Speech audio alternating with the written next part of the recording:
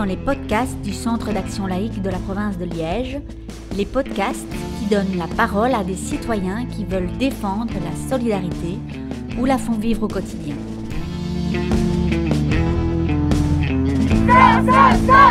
Solidarité! À Liège, ils ne passeront pas! Dans cette série En lutte, nous partons à la rencontre des personnes en lutte contre les oppressions.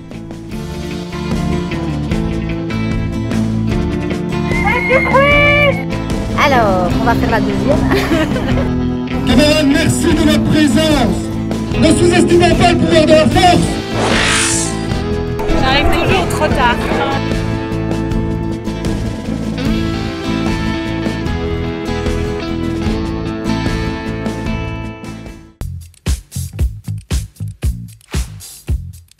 Ce dimanche 20 mars, à la veille de la Journée internationale contre le racisme et les discriminations, une manifestation a eu lieu à Liège. Diverses actions locales contre le racisme étaient organisées dans tout le pays. Liège a en effet rejoint, comme 14 autres villes belges, la plateforme 21 mars pour dénoncer les discriminations racistes qui continuent d'exister dans notre société. La plateforme 21 mars regroupe plus de 150 organisations de la société civile en Belgique. Organisations qui se retrouvent chaque année dans la rue, aux alentours du 21 mars, pour lutter contre le racisme et pour l'égalité des droits, mais aussi pour commémorer les victimes de la haine et de la terreur. Comme indiqué sur son site, la plateforme entend aussi dénoncer la politique belge en matière de migration, ainsi que les discriminations structurelles sur le marché locatif, dans l'éducation et dans les services publics. Ce 20 mars, nous sommes allés à la rencontre des acteurs de ce mouvement à Liège. Ils s'étaient donné rendez-vous place du marché devant l'hôtel de ville pour un cortège de protestation. Nous leur avons posé des questions sur les motivations qui les poussent à participer à ce genre d'action, mais aussi sur leur vision de la politique. Première, deuxième, troisième génération, nous sommes tous des enfants d'immigrés. Bonjour, je m'appelle Tesfa Yanké, j'ai 20 ans. J'aimerais bien créer ma propre association parce que j'ai été victime de racisme, de propos racistes dans le carré. Il y a une vidéo qui est passée d'ailleurs sur la RTBF. Et donc voilà, c'est pour ça que je suis ici aujourd'hui. Merci. Et qu'est-ce que c'est pour toi faire de la politique du coup ? Faire de la politique pour moi, c'est... Sincèrement, je ne sais pas trop ce que c'est de faire de la politique, mais tout ce que je sais, c'est que je ne vais pas en faire parce que pour faire bouger les choses, pour moi, c'est à partir d'une association, d'ASBL, etc., comme on fait aujourd'hui par exemple. Faire changer les choses, c'est pas à niveau politique, c'est au niveau de la mobilisation, que ce soit... Et aujourd'hui, on est là pour le racisme, c'est pas que pour les Noirs ou les Blancs, c'est tout le monde. Ce qu'on fait aujourd'hui, il y a des plus vieux, des plus âgés, des plus petits, des plus grands, et c'est vraiment ça pour moi, pour faire changer les choses, et non la politique.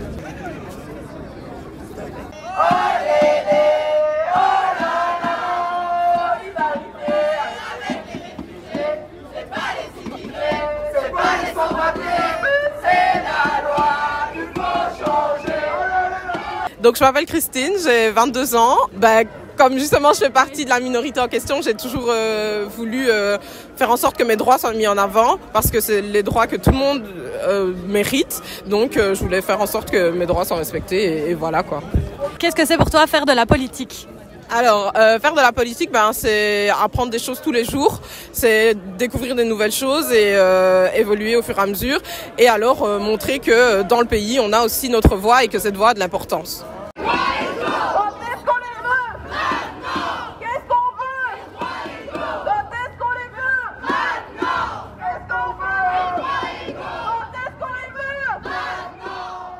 Alors, mon nom c'est Natacha, j'ai 25 ans et je suis assistante sociale pour les étrangers. Donc, ça fait partie de mon métier aussi de venir manifester pour aider les personnes pour qui je travaille. Et comment est-ce que tu as commencé comme ça à te rendre compte des problèmes qu'il y avait avec le racisme Alors, déjà, moi, je suis avec un étranger, donc déjà, je le vis au quotidien. Et puis avec mon travail aussi, parce que je travaille qu'avec eux. Donc, leur témoignage, et donc voilà. Niveau politique, c'est quelque chose que je me mêle pas du tout, je regarde pas. Forcément la politique politicienne, tu vois, mais est-ce que tu fais ici aujourd'hui, techniquement, c'est un acte politique, mais est-ce que tu penses que c'est plus efficace ou moins que... Oui, je pense que c'est efficace. Le fait que déjà il y aura les médias, ça va faire du bruit partout, donc peut-être que ça va faire bouger les choses. Enfin, on l'espère en tout cas. Deuxième, troisième génération, nous sommes tous des enfants d'immigrés. Contre le racisme, parce qu'il n'aime pas les immigrés, il n'aime pas nous, et parfois il lâche les foulards, parfois il traite dans la rue, ça l'arabe, ça le marocain, ça. Et alors nous, on a le cœur. Nous vivre à la Belgique, c'est comme tout le monde, là le droit c'est comme tout le monde. Nous, là, deux pays, nous les pays au Maroc, nous, le pays là-bas. Nous, venir petit, nous vivre ici, mais c'est notre pays aussi. Police partout, justice nulle part. Police partout, justice nulle part. Police partout. Moi, je m'appelle Cyrine, j'ai 19 ans. Ah non, j'ai 20 ans. Il faut que je me mette à jour. Mais je suis venue parce que... Alors pourquoi j'ai commencé à lutter contre le racisme, j'ai pas trop eu le choix, quoi. Enfin, j'ai assez vite compris que ma vie, entre autres, allait être conditionnée par le racisme, l'islamophobie et tout ce qui va autour. Et moi, je suis venue un peu sceptique, j'avoue, parce que je trouve cette manif un peu trop institutionnelle et je pense qu'il y a plein de partis ou d'organisations qui sont là pour la bonne image et qu'elle n'est pas organisée par des personnes concernées. Et je trouve que les slogans, désolée, je vais critiquer, mais je trouve que les slogans sont un peu creux et ça dit rien de concret, quoi. On est tous humains, on voit pas les couleurs. Puis on dit racisme partout, justice nulle part, mais j'aimerais savoir d'où vient le racisme, quoi. Est-ce qu'on critiquerait pas un peu les institutions comme l'État, la police, ou je sais pas, qui entretiennent ce racisme, voilà. Je suis un peu... du coup, pour moi, faire de la politique, je pense que c'est pas que... c'est pas du tout même lutter dans des partis politiques. Pour moi, la lutte, elle peut se faire à différents stades, à tous les niveaux de la vie. Je pense que même le privé est politique. Et je sais pas, je pense que même une conversation dans la rue, à ton arrêt de bus avec quelqu'un, c'est politique parce que ça dépend de quoi vous parlez, bien sûr, mais je sais pas. Moi, je suis pas très, je considère pas que la politique ça doit être un truc encadré et tout. Et je pense que des fois, même nos existences, elles sont politiques sans qu'on le choisisse. Et voilà.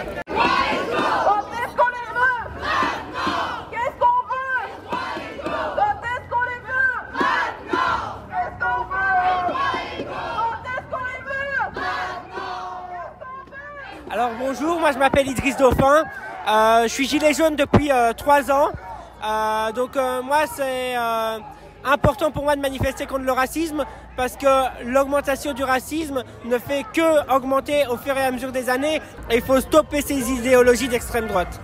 Et donc tu fais un lien direct entre l'extrême droite et le racisme ? Ah oui, l'extrême droite fait monter le racisme à une puissance incroyable et ça marche bien leur campagne parce que effectivement les gens sont dans une grande précarité et donc les gens qu'est-ce qu'ils se disent ? La gauche on a essayé, elle a déçu et donc du coup on va penser un peu à nous, on va aller vers l'extrême droite et comme ça on aura plus de pognon pour nous. Voilà. Et du coup c'est quoi pour toi faire de la politique ?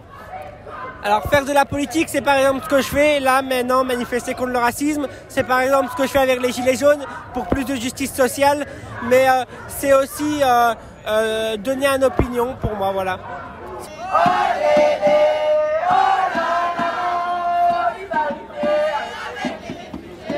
Donc je m'appelle Claudine, j'ai 54 ans. Je fais partie du groupe de base PTB Enseignement, mais également dans un autre groupe qui s'appelle les Calasserolles. Et les deux groupes sont là aujourd'hui. Parce que lutter contre le racisme et lutter contre toute forme de discrimination, ça nous paraît en tout cas dans notre vision du monde et de la justice sociale essentielle. Et que pour moi, ça commence à la rue. Donc c'est normal qu'on soit là aujourd'hui dans la rue.